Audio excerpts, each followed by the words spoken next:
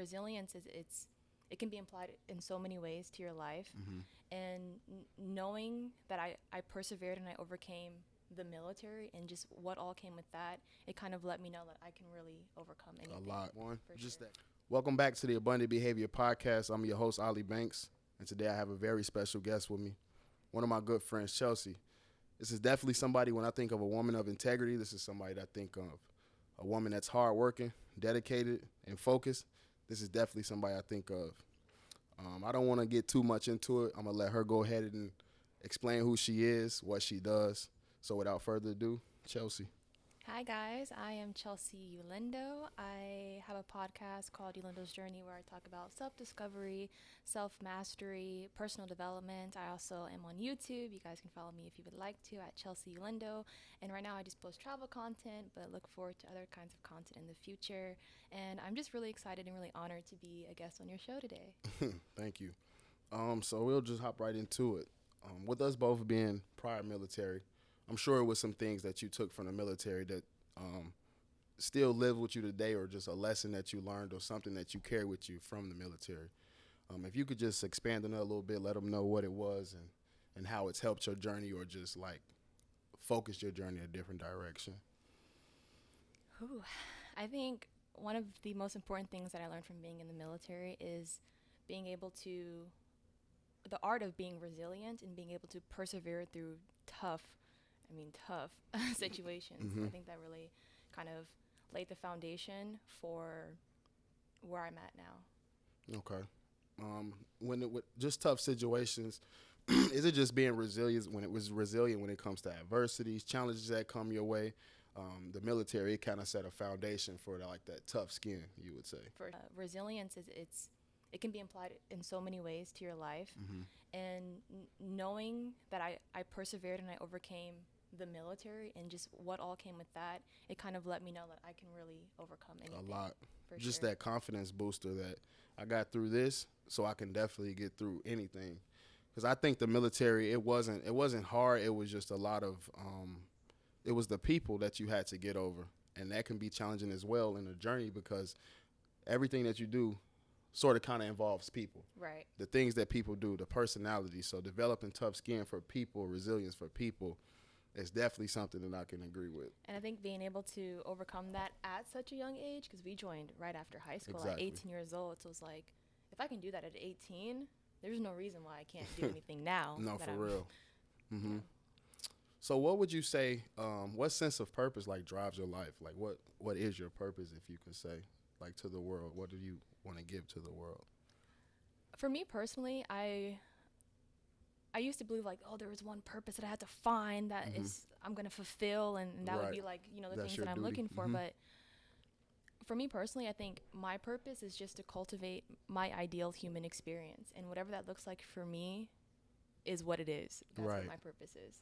And so when I look back on my life, I have no regrets, and I'm like, I experienced what it is to be human to its fullest capacity, and I'm satisfied with the experience that I have.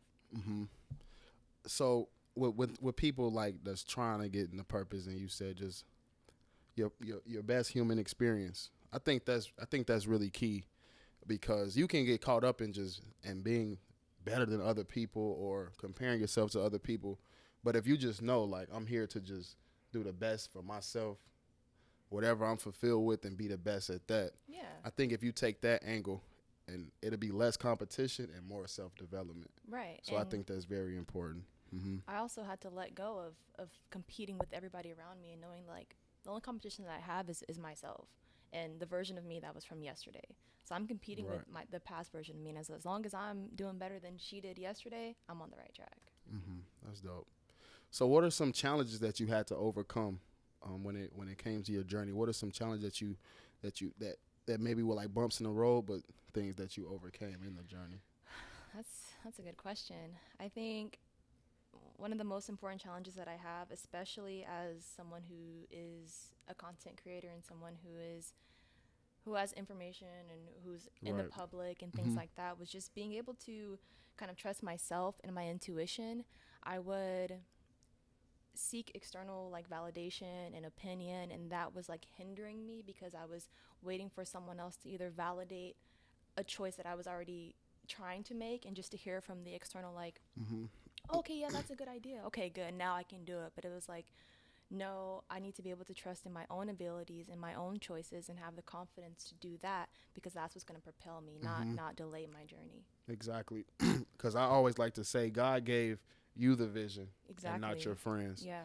So if he wanted them to understand where you're coming from, if he wanted them to understand that vision, he would have given that to them as well. Exactly. But I think one thing that we do get caught up on is just the people that we around, the people that we love, the people that we trust. We like, okay, I want to share this with them. And sometimes it can be tough, like, oh, I'm not want to share it with them. And then, people like, why didn't you tell me you was doing this? Or why didn't you tell me you was a part of that? But sometimes you do have to like keep things to yourself and just talk to God about it, because people can either push their limitations on you or just create some type of barrier between you and your goal. So I think it is super important to learn how to decipher. I think that's something I had to learn myself. Because at first, when I first started getting into my ventures, the multi-level marketing or whatever it is, just the fields, I wanted to bring everybody with me. I wanted everybody to be a part of it. I wanted everybody to come along and have a piece of what I felt. Right. And I was humbled really quick with the people not going to support you in the beginning. People not going to show you a lot of support. And they're not going to be as willing to jump on these opportunities as you are. So I had to just start doing things on my own, moving on my own, and just trusting God, number one, but just trusting myself. Definitely. And I don't think it's intentional either by, our families or people that we have close circle to project their fears and stuff onto us, but it happens. And so, even with my family, sometimes I don't tell them everything that I'm working on, or people that are in my close circle, because I just don't want I don't want any type of negativity to be implanted or injected into what I'm trying to focus on. Because in my mind, I'm like, this is the path, this is what I'm going to do, that's it. And then when I had tried to seek from the external, like, opinions, does it sound good, is this the right way, and then are they're you like, sure you sure that's what you want to do? Oh, right. You should probably do it this way, you should do it that way. And I'm like, should I do it this way, should I do it that way? And I'm just delaying the process when we already knew what we were trying to do.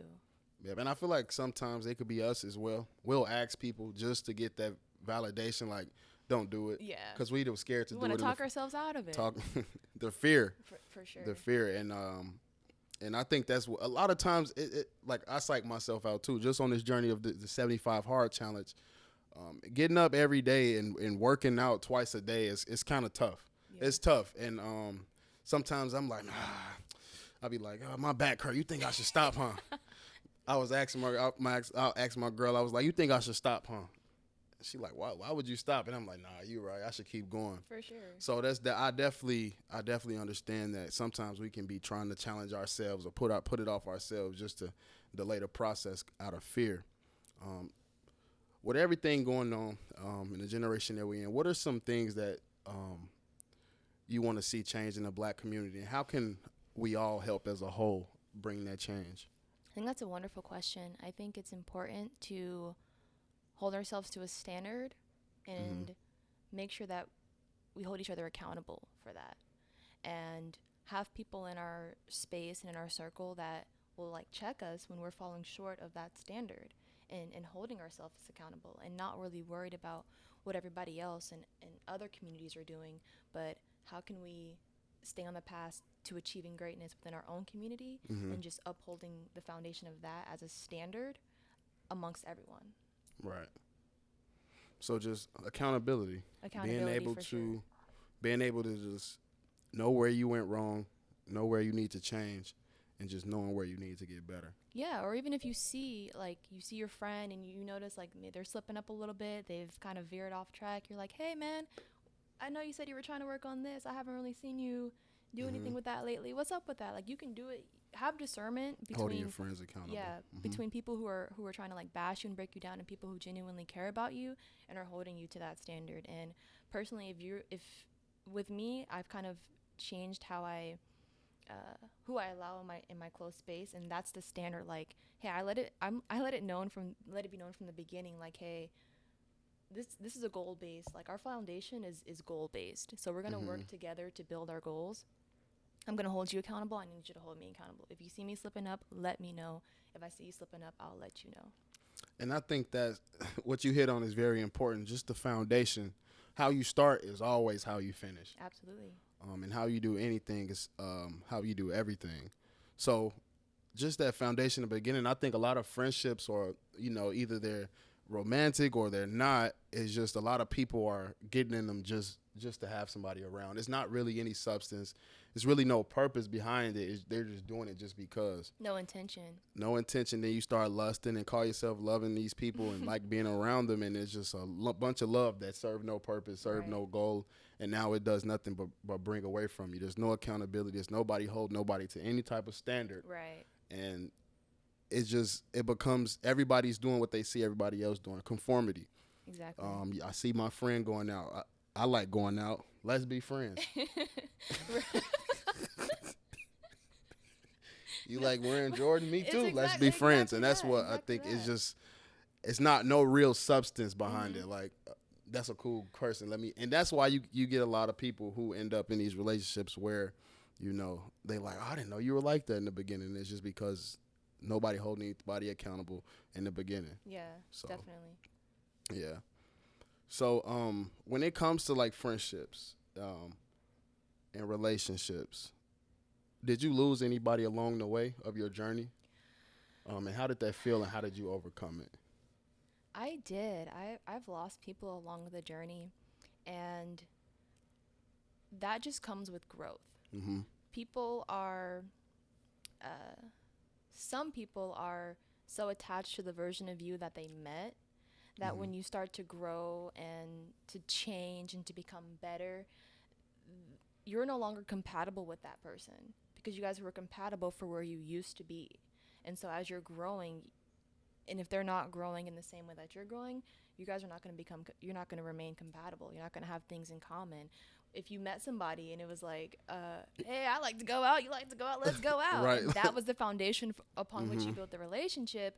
Well, when you're like, hey, actually, I can't go out this weekend because I need to grind. I need to focus on my goals. I need to accomplish this and that. I thought we were going out buddies. Yeah, I thought we were going out buddies. Like, we're not going out anymore. And over time, it starts to like, okay. Yeah, it's like either they'll look at themselves and not feel like they can do better. And perhaps from that, they'll begin their journey and they'll begin to grow with you. Or they'll be like, nah, they're tripping, like they're changing, they're switching up, they think they're this, they think they're that. And of course that would create friction in the foundation. Yeah, either you're gonna not be satisfied with the friendship or they're not. Yeah, so because you're changing. It does suck, but just know that it's a part of the process. And once it's like an ever changing puzzle. You're like, okay, at this point in time, this piece fit, but now that I've grown and developed, I need to get rid of this piece so I can have room to put a new piece there. And that new friendship that you're going to establish after, getting rid of and severing old connections that no longer serve you, you're opening up your opportunities to receive more and to receive people who are like you. And, it's not always a bad thing. And I want to tell you guys something too. It's not about the time you invested, because if it was a 3-year friendship of nothing but partying and then going out, it really wasn't a friendship. So it's really not any loss. To begin with, and you may feel lonely along the journey. Sometimes it does feel like that. So that brings me to my next question of how do you feel about when people say they don't want to go down this journey because they don't want to be lonely, they don't want to lose friends? What is some advice you can give somebody that feel like they're gonna be lonely on the journey? I think it's important to reframe our perspective when it comes to going on a personal journey, a personal development, in the sense of having that fear of loneliness, because going on this journey, it's an opportunity to connect with yourself. And it's not necessarily about being lonely. It's about reconnection with self. Right. Because either way, you're either going to be alone or feel lonely in the world because you're not at peace with yourself. Ooh, or you're going to feel alone by yourself because you're at peace with the world. I like that. And so that's a great either analogy. way, you're not going to be happy because you when you look yourself in the mirror, I'm not doing things right, but I want to be a part of something. So either way, it's like a lose. It's a win-win. It's a win-win. win-win. You win. You win. It does feel like you're alone because you like. I told myself I was gonna stop hanging with this crowd because I'm not really interested in what they do anymore. I'm gonna start make new friends. Yeah. And I think that make new friends. Meet people who like what you like now. Make new friends. Exactly. And that's what it's all. I know it sucks. You make new friends, but you have to along the journey. You might have to make new friends that are aligned where you're going. And there's a difference between being lonely and being alone. Mm-hmm. And that's fine. And especially if you can have moments where you're alone by yourself, and that's when you learn, like, what do my thoughts sound like? What do my feelings sound like? What do my voice sound like without external influences that are going to cause you to change your whatever for any reason. And there are communities that you can join and things that you can be a part of, where if you want to like tailor a specific environment for you, if you want to establish connections, you can look for different groups of people who share the same interests as you do. You can find, like for you can find film communities where that's all they do is talk about film and creating content and things like that. Or if you're a finance enthusiast like myself, I attend conferences all the time around the US. And I'm like, okay, what's the next conference? What's this? And I meet people there who are like-minded. That way I can tailor my own experience to myself, and I know that I have these connections, and it's okay for me to really dive deep into, because sometimes you talk to people and they're not really interested in what you're interested in, and you kind of tell that, and they kind of like disengage from the conversation because they're not interested in that. But when you have somebody who's passionate and interested in the same thing that you are, you establish that connection. You're like, oh, this feels awesome. We're like-minded. And another thing as well, when you get into, just to piggyback on friendships and relationships, if somebody is really truly for you and they really truly support you and they really want to be in your space, what they will do is they will start to, okay, let me see how I like this. I want to learn more about this so we can have conversations around that, and not so much, I'm not into that. So if somebody wants to be in your space and your energy, they will start to develop the things that you like to do, and vice versa. If you want somebody around, you have to do the work to keep them around.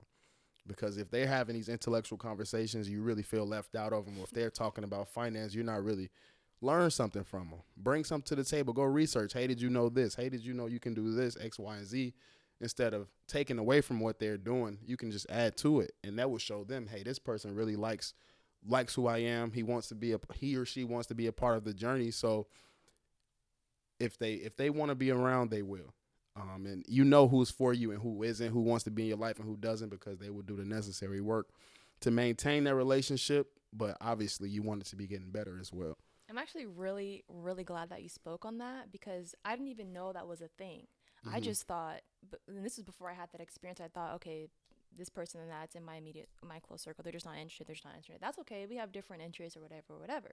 But then I started having different people in my space, and I'm like, this is what I'm into, and they're like, oh, teach me about it. And I'm like, well, you want to learn about this? They're exactly. Like, yeah, I do. And so that is a real thing. Like, if someone's in your space and they're completely not interested in what you're trying to, and they're not even trying to learn, like, why it is that you're interested in it, they're not for you. Because people are actually, like, the people that love you and care about you and want to be in your space, they're gonna really take that initiative and be like, oh, you're interested in this? What is this? Why does this person I love so much interested in exactly this? And they're really going to be passionate and learning, and so you guys can, and they're gonna help you along that journey too, whatever it is you're trying to work towards. And I think that's really cool. So I'm really happy that you spoke on that, because before I had that experience, I didn't even know that experience was like a possibility. Yeah, and that's something that I'm learning as well, because I've gotten into plants, museums, crystals, awesome, sage, candles. Yeah. But this is stuff that I wasn't into, but I'm like, okay, why is this so interesting? And then you start to like get into it, and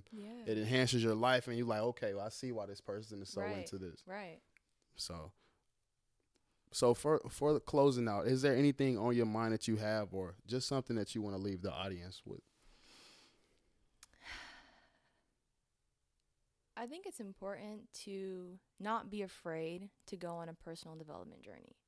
I think it's important to sit there and do the shadow work, and it's important to become uncomfortable, because that's the only way that you'll ever see growth. That's the only way that you'll ever see change in your life.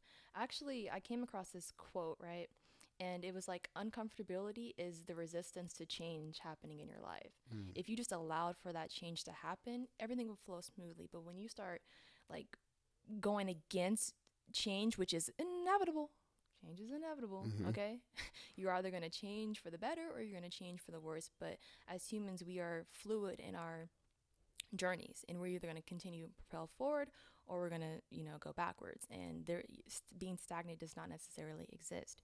And so don't be resistant to change. Allow yourself the grace as you're on your journey, because sometimes it's going to get hard. It's going to get tough. You're going to realize just how challenging it is to face yourself, face your inner demons, face your thoughts, all those things, but embrace it as a journey, and you will realize and you will heal so much from that experience, and you'll look back and be like, wow, like I've grown so much.